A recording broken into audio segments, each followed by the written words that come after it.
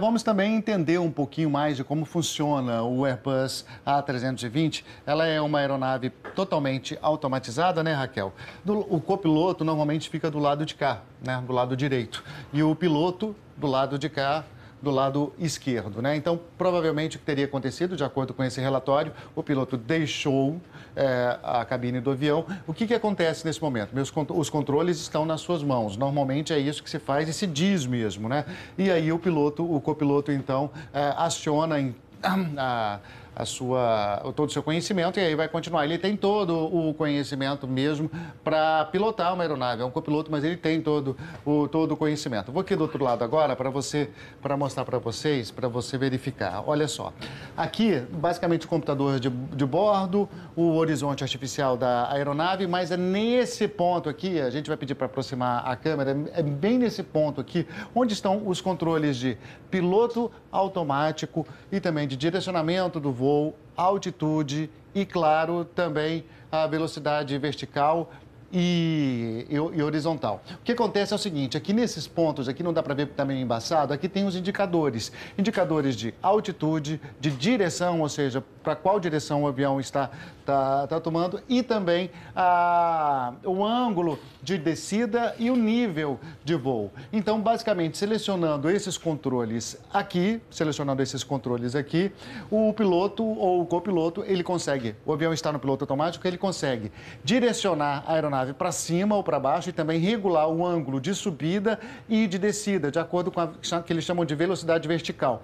Quanto maior, mais para cima. Quanto menor, mais para baixo. Então você consegue fazer esse nivelamento do avião e controlar também qual é a altitude que você quer alcançar. Então, simplesmente com esses comandos aqui, mesmo no piloto automático, você dá, por exemplo, a altitude que você quer alcançar. No caso, né, uma altitude de descida. Sair de uma altitude muito alta para uma muito baixa. Provavelmente, quando você já coloca essa altitude programada, você programa novamente o piloto automático, o avião ele já toma esse direcionamento imediatamente. Se você quiser aumentar o ângulo de descida também, basta mexer nos comandos aqui que você consegue, então, aumentar o ângulo de descida e aí, claramente, o avião também toma mais velocidade. Luciano, então, tem como a gente identificar onde o piloto teria apertado, qual botão para acionar, né, esse movimento de descida? Raquel, aqui está tudo embaçado, né, mas é justamente nesse painelzinho aqui que você consegue ver, por exemplo,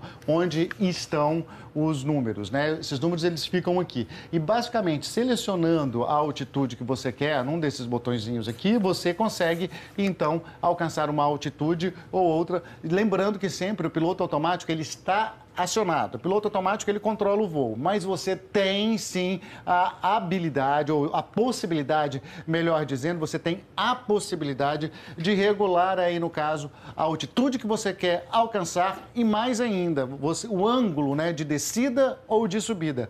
Claro que no Airbus A320, Raquel, no Airbus A320, o que acontece é que nem sempre o piloto automático, ele deixa você tomar algumas atitudes. E isso precisa avaliar melhor como que ele conseguiu, por exemplo, né, alcançar o terreno. Não sei se ele desligou daí na fase final o piloto automático, né? O procurador disse que conseguia ouvir, quer dizer, foi tudo para ele, foi traduzido para ele, né? Mas que havia, então, a possibilidade de ouvir a aproximação do terreno, né? Que o avião, ele fala terrain.